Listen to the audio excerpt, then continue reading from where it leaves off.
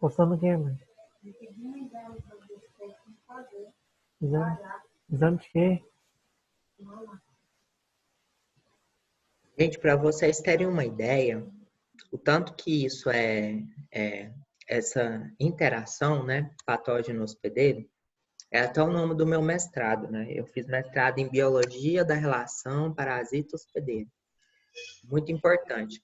Para vocês terem uma ideia, o patógeno humano mais Você vai fazer importante, o quê? Mamografia? Pra quê que você vai o patógeno humano mais importante de todos, né, é uma bactéria que chama Staphylococcus aureus. Já ouviram falar dela?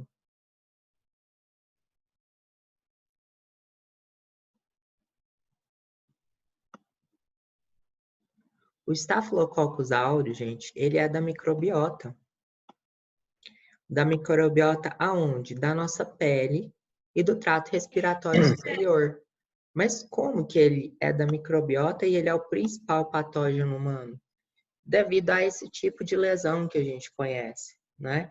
Então, se eu tiver alguma lesão na pele, né, vai facilitar a entrada do Staphylococcus. Se eu tiver algum tipo de lesão cirúrgica, se eu tiver uma baixa de imunidade, né?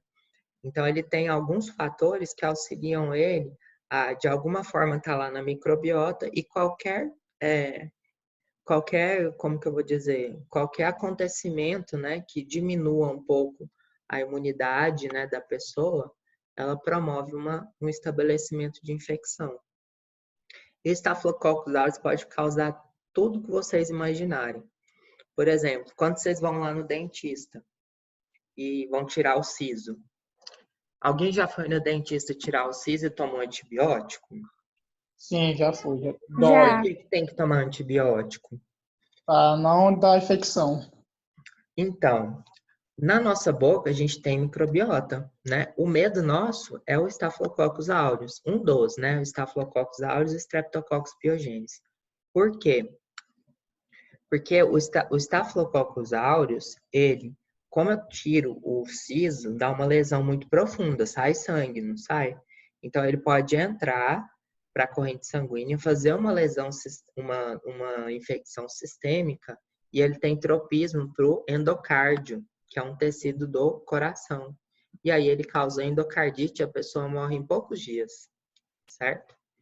Então, ele é muito oportunista devido a esses tipos de problemas que podem acontecer, rompimentos da continuidade do tecido da nossa mucosa e pode promover doenças bem graves. Ele causa pneumonia, ele causa lesão de pele, ele causa DTA, que é doença transmissível por alimento, ele causa, sabe aquele quando você vai no X coliformes fecais lá no pit dog e você come o sanduíche lá e passa 2 horas você caga a sua alma.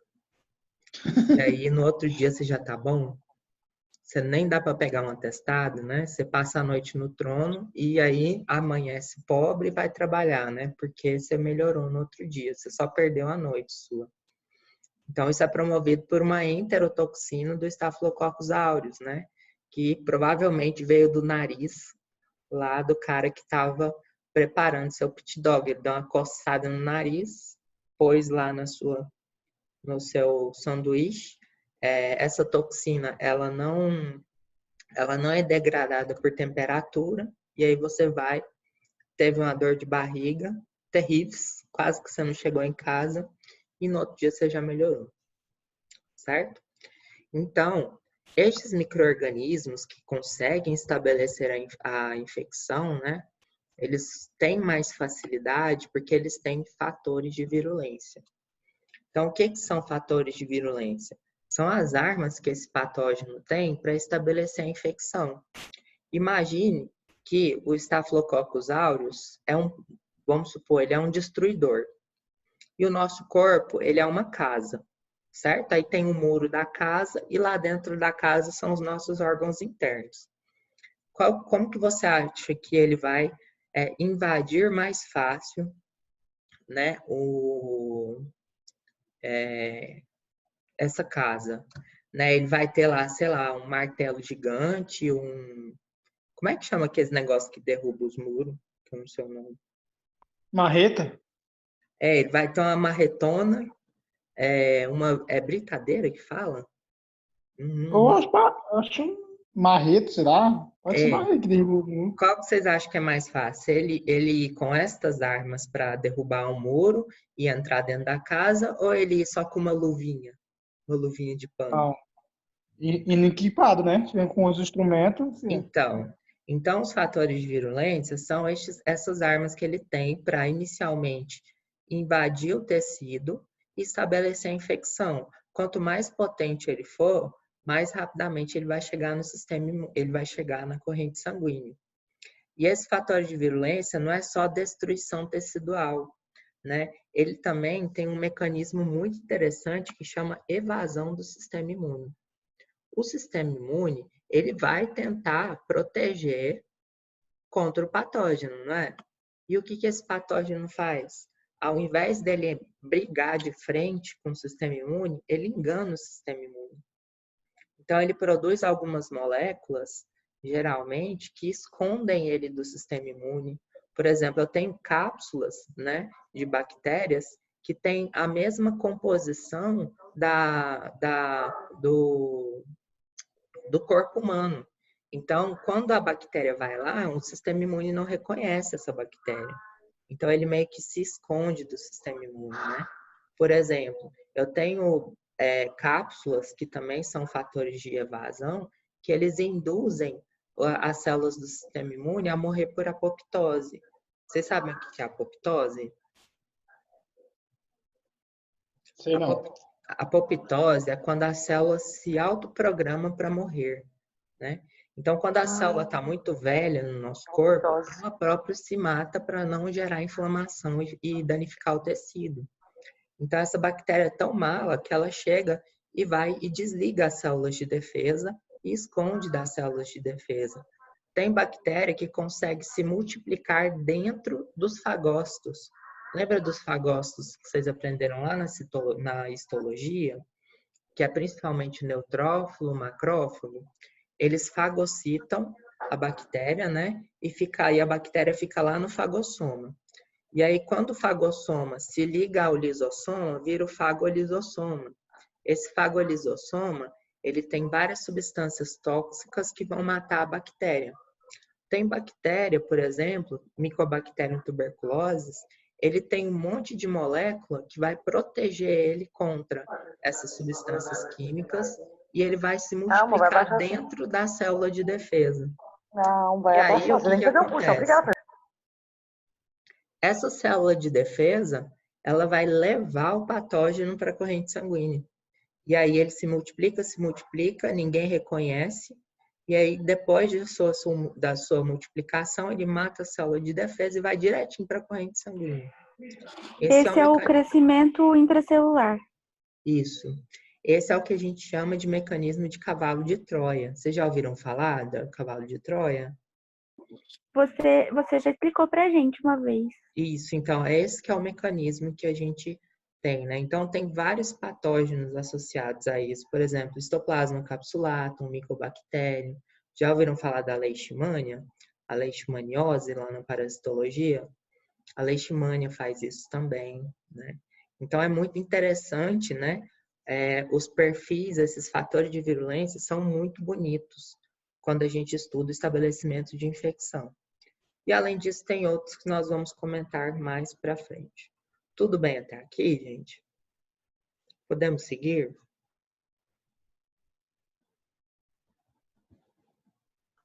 Bom, então, basicamente, quais são os passos, né, gente? Primeiro, o patógeno a gente tem que ser exposto ao patógeno, né? E o primeiro passo é que ele tem que aderir à mucosa ou à pele na qual ele vai infectar, né? Então, o primeiro passo é a adesão. E a adesão é feita por algumas proteínas que a gente vai ver, ou adesinas, ou então cápsula. Após essa adesão, ele tem que invadir o tecido. Aí, para invadir o tecido, ele usa toxinas, Ele usa enzimas proteolíticas, enzimas que quebram lipídios, enzimas que quebram açúcar, que são os componentes, né, moleculares de qualquer tecido, de qualquer célula. E a partir dessa degradação, ele vai invadindo mais para frente. E aí ele consegue chegar na corrente sanguínea. Quando ele chega na corrente sanguínea, ele promove a sepse a partir da bacteremia, que é a bactéria na corrente sanguínea. Tudo bem, né, gente? Isso daqui a gente já comentou, né? Então, isso daqui quer dizer que ele não vai ficar retido somente no local onde ele começou a infecção. Ele pode chegar de uma forma sistêmica, né? E a principal objetivo desse dano celular, desse dano tecidual que ele causa na gente, é simplesmente pegar moléculas das células humanas e utilizar como nutrientes. Tudo bem? Então, a bactéria, ela degrada o tecido de forma fora da célula e aí ela vai e absorve, né, os nutrientes pequenininhos para utilizar como produção de pedacinhos dela ou então como utilização de ATP para a produção de energia. Mas eu quero.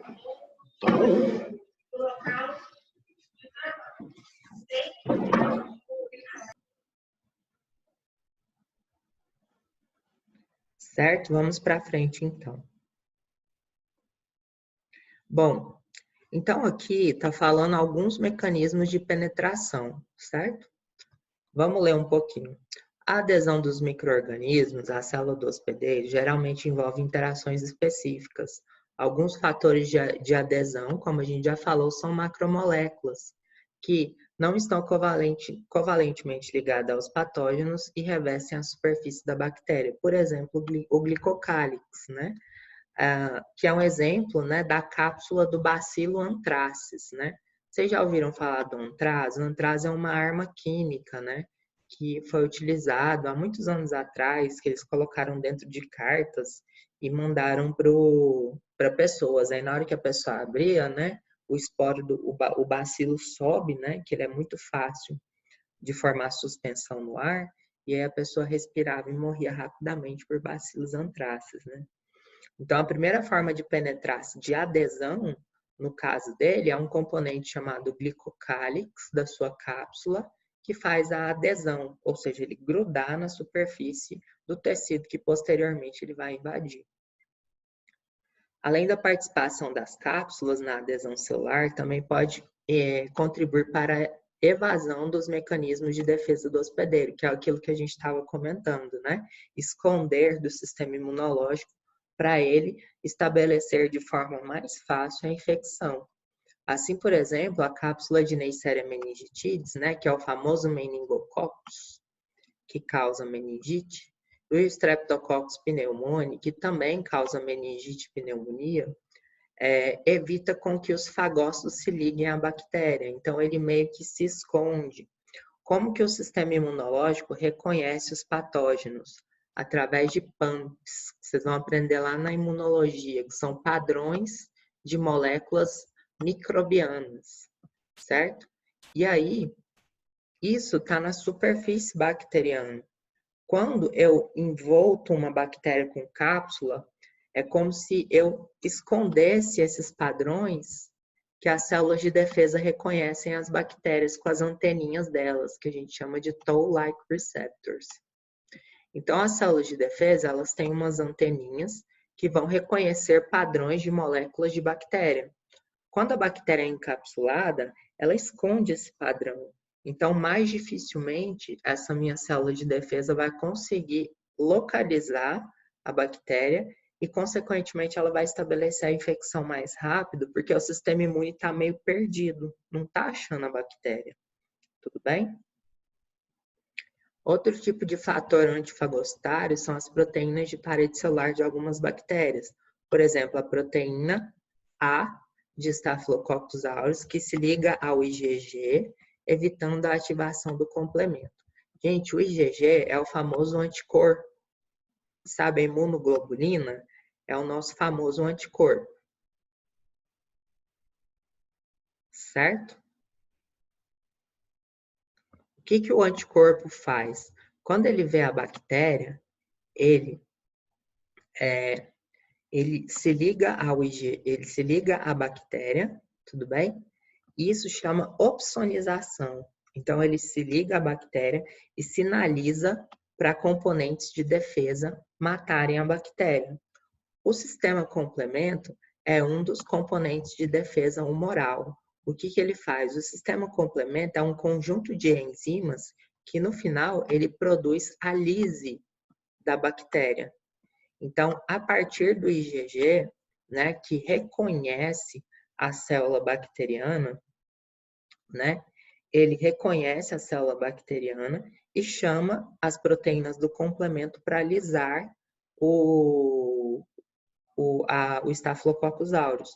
Só que a proteína A, o que que ela faz? Ela meio que silencia o IgG e não deixa ele chamar o complemento para tentar matar essa bactéria. Então, também é uma forma de evasão do sistema imune. Tudo bem, gente? Aí tem no quadro 2, que a gente vai ver posteriormente, são apresentados exemplos diferentes de fatores de aderência utilizados para os patógenos microbianos, entre eles as cápsulas, que nós já falamos, as proteínas de aderência, que a gente chama de adesinas, o ácido lipoteicoico, lembra quando a gente viu parede celular, que é presente principalmente na parede celular das bactérias gram-positivas, e a fímbria, lembra das fímbrias, pelos ou pílis, que também são utilizados na conjugação, né? Que são aquelas proteínas que não são utilizadas para movimento, pode ser utilizado para troca de material genético e também é um importante agente de adesão, né? Que é grudar, fazer o primeiro contato com a célula do hospedeiro na qual a bactéria vai infectar. O ácido lipoteicoico associado com fímbrias, né? Proteínas F e M é utilizado, por exemplo, no Streptococcus pyogenes, né? Que no caso vai produzir a adesão, né? E ele é responsável pela febre reumática, né? E a famosa gripe bacteriana, né? Já ouviram falar de febre reumática, gente? Não, eu não vi. Não. Nunca ouviram falar de febre reumática? Sim, Já. E a gripe bacteriana? A faringite sim, bacteriana? Então, é sim. causada pelo Streptococcus pyogenes. A proteína M também participa na resistência à fagocitose pelos neutrófilos, né? Então, olha só, a gente tem todos esses componentes de adesão e eles também, associados a isso, eles auxiliam na evasão do sistema imune. Tudo bem?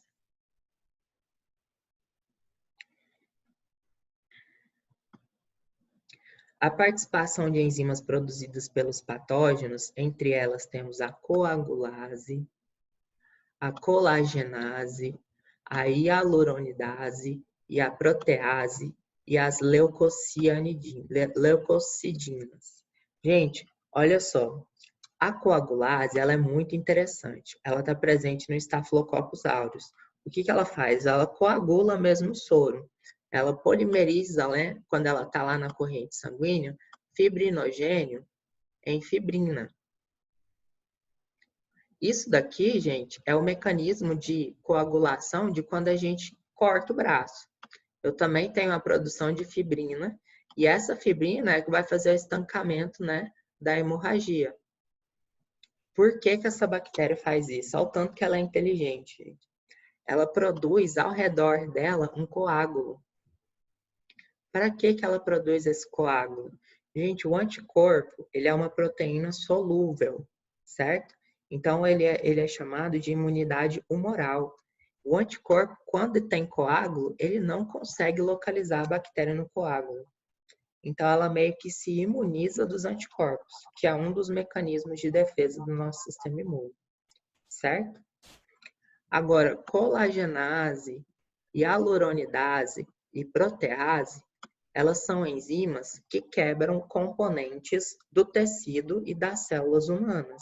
Então, a função dessas enzimas aqui é quebrar células e componentes teciduais humanos, utilizar como alimento e também invadir o tecido, né? Vai deixar o tecido mais fácil da bactéria fazer a invasão.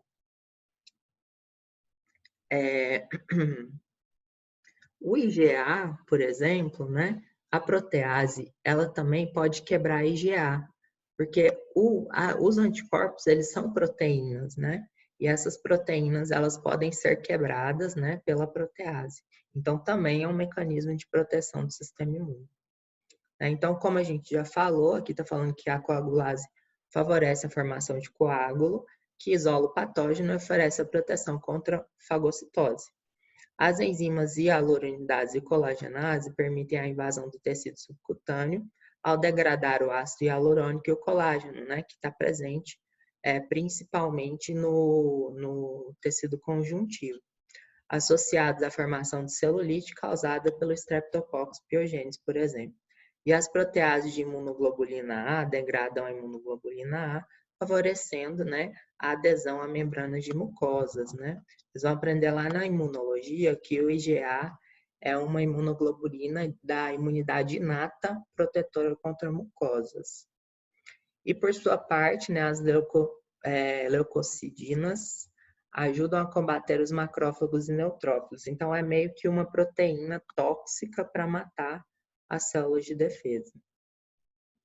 Alguns micro-organismos são capazes de sobreviver dentro da célula hospedeira, que é o mecanismo de Torsion-Horst que a gente falou. São denominados patógenos intracelulares. Dentro das bactérias mais representativas desse grupo, nós temos a brucela, já ouviram falar da brucelose? Principalmente causada em gado, né? A Leishsteria, já ouviram falar? A Leishsteria é uma bactéria alimentar que causa meningite, tudo bem? E o Mycobacterium, né? Tanto o Mycobacterium tuberculosis quanto o Mycobacterium leprae, eles são patógenos intracelulares. Em relação ao fungo, a gente tem o Histoplasma capsulatum, né? Que é um fungo que causa doença sistêmica, e ele está presente no cocô de morcego. Quando vocês vão visitar a gruta lá, naqueles ecotours lá, né? Cuidado com os cocô de morcego. Então, o fato de permanecer dentro da célula hospedeira favorece sua proteção contra mecanismos de defesa extracelulares, como neutrófilos e anticorpos. Para poder sobreviver intracelularmente, esses patógenos possuem mecanismos de defesa, que são aqueles mecanismos que protegem contra substâncias químicas presentes dentro da célula de defesa, que são responsáveis pela morte intracelular deste patógeno.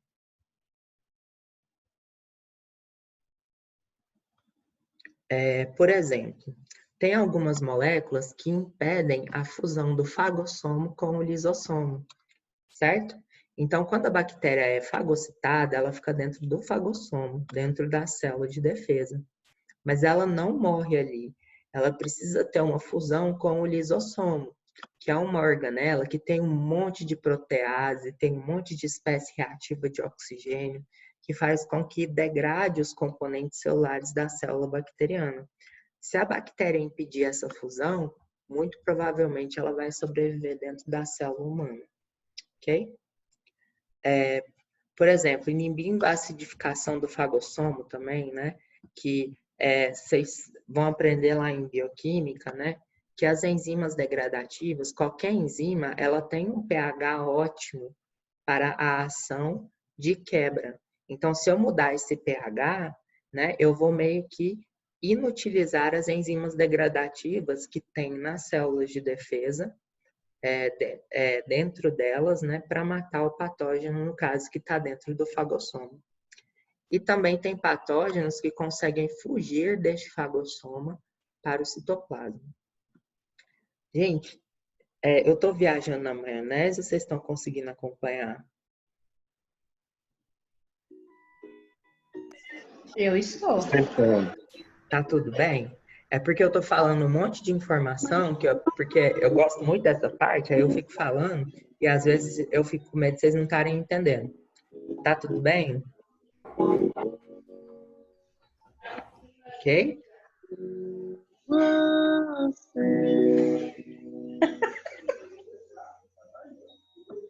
Então tá, vamos lá. Para invadir o hospedeiro, as bactérias utilizam estruturas proteicas denominadas invasinas, que interagem especificamente com receptores da família, por exemplo, das integrinas. Depois de entrar nas...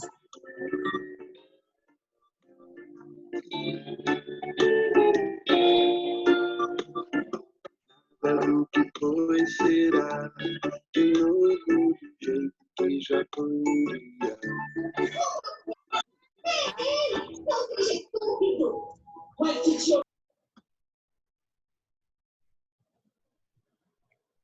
Pronto, acabou a música? Posso continuar?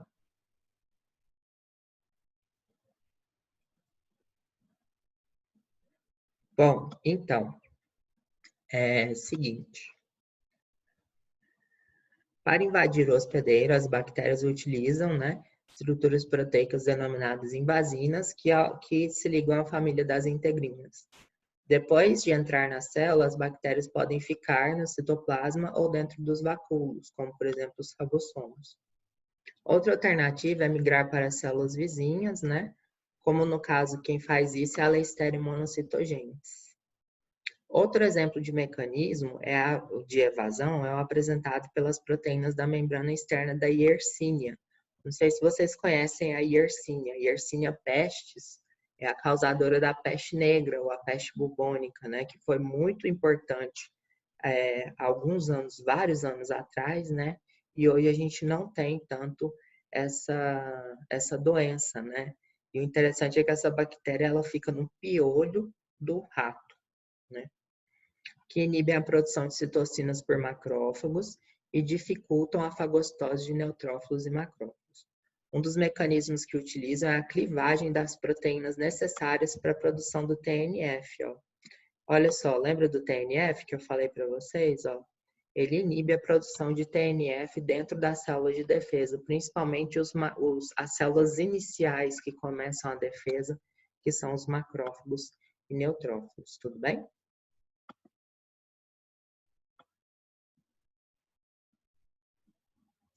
Bom, outra coisa super interessante, gente, é o biofilme, né? O biofilme é uma comunidade microbiana dentro de um biomaterial. Eu acho que eu já falei isso para vocês em sala de aula. O biomaterial, geralmente, ele é um dispositivo prostrético e ele é a principal fonte inicial da sepse ou bacteremia, do colega que perguntou no começo da aula, tudo bem? Gente, vocês são enfermeiros, vocês sabem.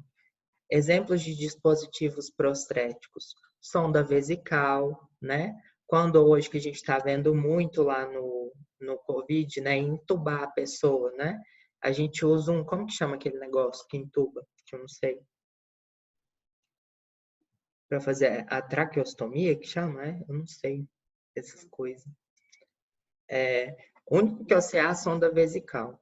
Aí tem aquele que a gente entuba para fazer no respiratório e tem aquele que a gente entuba para fazer a alimentação, né?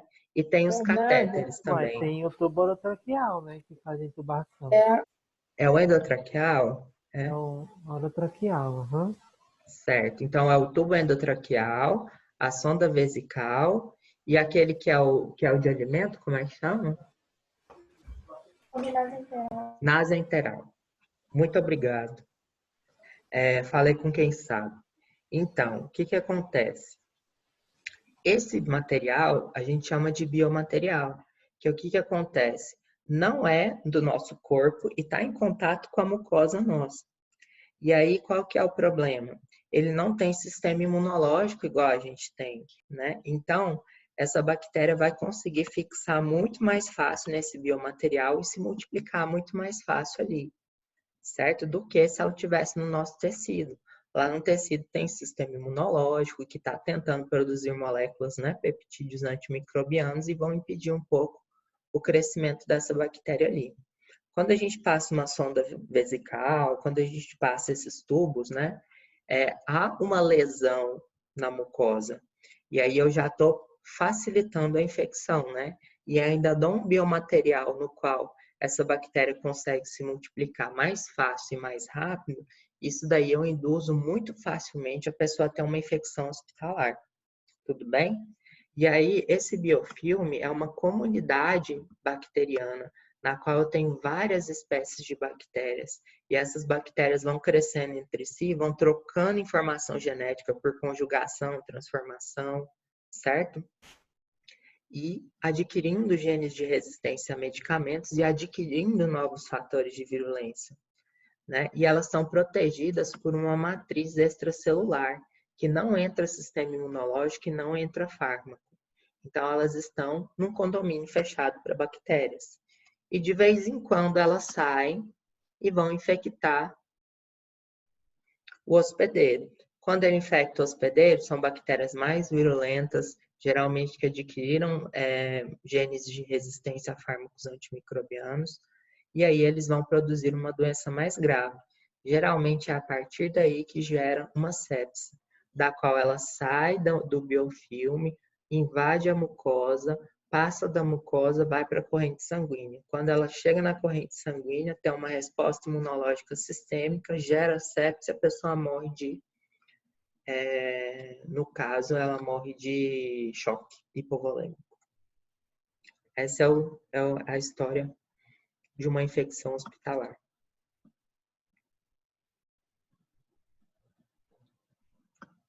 Alguns componentes da parede celular também auxiliam, né, como fatores de virulência. Por exemplo, a proteína M é uma proteína resistente à acidez, né, como a gente já viu, isso daí é um componente de defesa, né? Outras proteínas externas, como a proteína OPA, que é uma proteína de adesão, né, que essas bactérias produzem, né, e formam colônias opacas no meio de cultura, né? Ela também é uma proteína que auxilia no primeiro estágio de infecção. E um exemplo aqui, né, no caso do ácido micólico, que ele é único para bactérias do gênero Mycobacterium, né? Ele aumenta a resistência à digestão por fagócitos, né? Então, só mostrando alguns componentes de parede celular que são importantes, né, na adesão ou evasão do sistema imune. Bom, aqui só mostrando, gente, as portas de entradas mais comuns, né? Então, aqui a gente tem vários patógenos, acho que não compensa falar de todos, né? Por exemplo, ó, vírus influenza e rinovírus, que são as gripes e resfriados comuns, né? Qual que é a parte, a porta de entrada, né? No caso, a porta de entrada é o trato respiratório, né? Trato gastrointestinal, né? O trato gastrointestinal são as famosas causadoras de gastroenterites. Aí nós temos a salmonela, que todo mundo conhece, o Vibrio cólera, causador da cólera, o vírus da hepatite A, né? Que são aqueles de transmissão fecal-oral, ok? Pela pele, né? Nós temos exemplo, o Clostridium tetani, né? Que é o tétano, que é um vírus. O vírus da raiva, né? O Trichofiton rubrum, não sei se vocês conhecem, ele é um fungo, né? E ele causa a famosa frieira, pé de atleta, né? A malária, né, por exemplo, que é um parasita e, no caso, ela é transmitida por um vetor artrópode, né? E o trato genital, que são as famosas infecções sexualmente transmissíveis, né? Acho que aqui as mais comuns é a Neisseria gonorreia, que é a gonorreia, e o treponema pallidum, que causa a sífilis. E o papiloma, né, que são as verrugas genitais que causam o câncer do colo do útero, geralmente nas mulheres, né, e câncer de pênis em homens. Bom, alguns fatores de aderência, né, como a gente já viu, né, a cápsula, por exemplo, né, da Escherichia coli promove a aderência. Streptococcus mutans, né, que é a bactéria causadora da cárie, né?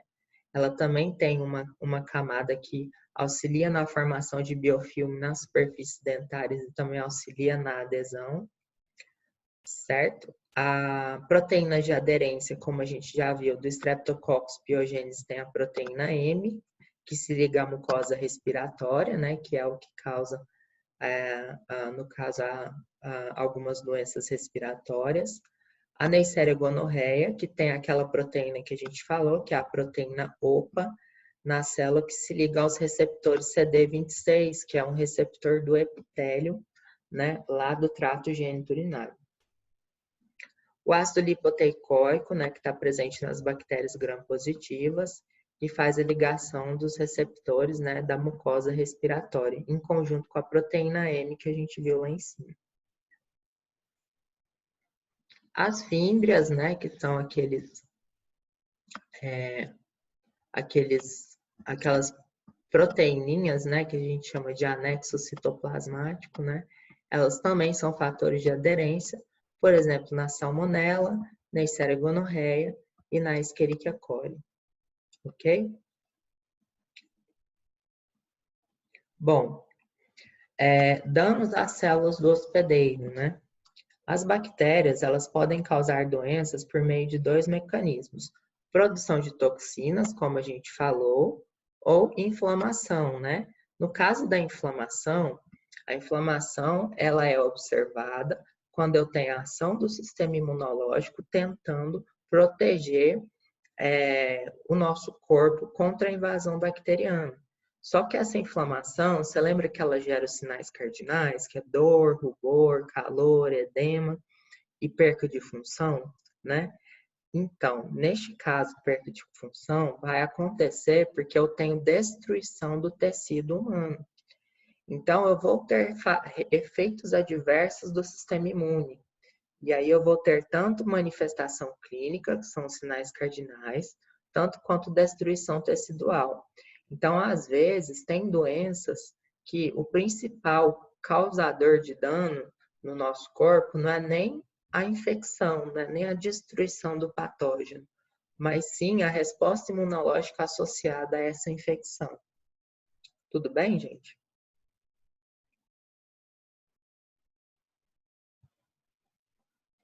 Essas toxinas, elas podem ser divididas em exotoxinas, quando são liberadas pela bactéria, e endotoxinas, quando ela é um componente de dentro da bactéria.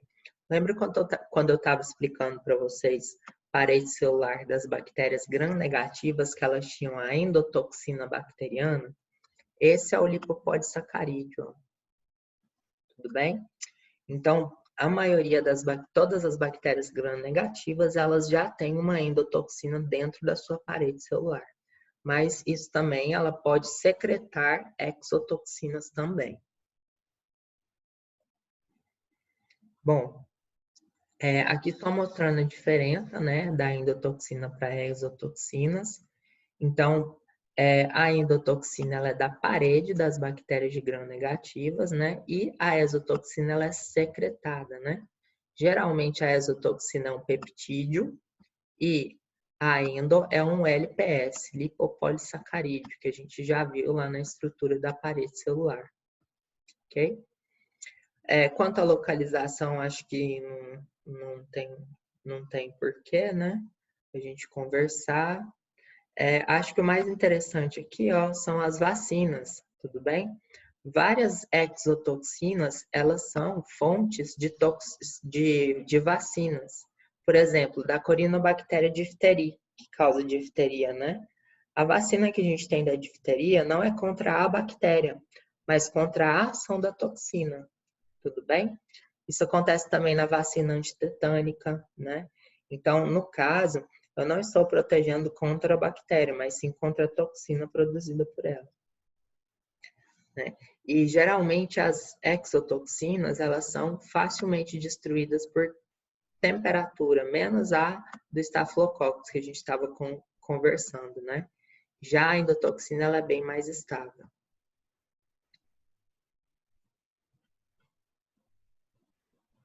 Bom, falando um pouquinho das exotoxinas, gente, vai acabar o tempo de novo, aí vocês entram de novo, tá bom?